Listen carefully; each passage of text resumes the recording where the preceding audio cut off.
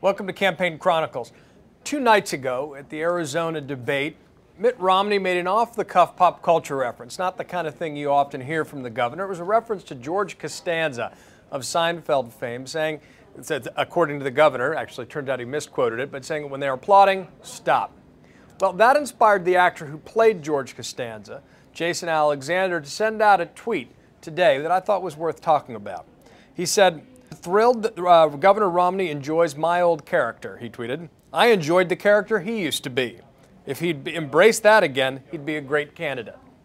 Well, sometimes it only takes 140 characters to make a pretty profound point. And even though this intersection of politics and pop culture is what made people pay attention, Jason Alexander was on to something.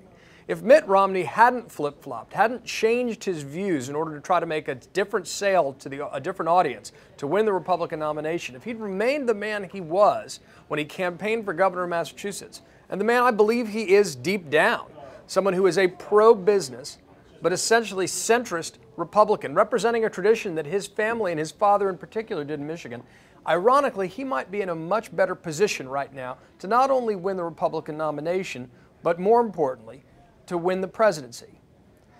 Paul Begala had actually an extraordinary piece in this week's Newsweek that I'd want to pivot to on this, because he actually made the case that if Mitt Romney had stuck to his principles, that he could be a transformative character who could modernize the Republican Party. In this column, Paul Begala actually takes the job of writing a speech for this Mitt Romney who could actually unite the right and the center right. Here's some of the quotes he puts in that Mitt Romney's mouth. "I want to say something important to my fellow Republicans.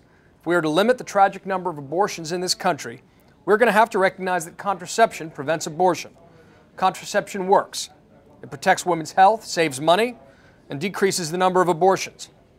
He goes on to write, "I want to say something important to hunters in the audience.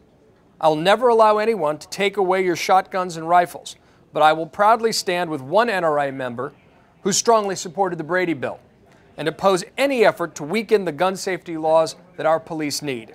That NRA's member's name was Ronald Reagan. In conclusion, Begala writes, "I promise you, my fellow Republicans, I will take the fight to Barack Obama. I will fight him on spending. I will fight him on job creation. I will fight him on the deficit and the debt. And I will fight him on energy policy, education policy, environmental policy. I will fight all those fights, and I will win all those fights from the sensible center. If you're looking for the most radical Republican, the most extreme Republican, or the most divisive Republican, count me out. That path leads to defeat. That's the last thing our party can afford to lose." Those are wise words. That's a very well-written speech.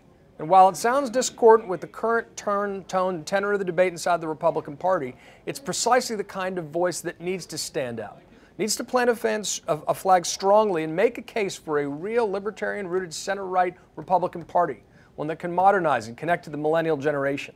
Ironically, if Mitt Romney had that set of consistent principles and was running as the candidate he was when he first ran for public office in 2002, not only might his candidacy be better, but the Republican Party might be in much stronger shape looking to a general election. For Campaign Chronicles, I'm John Avlon.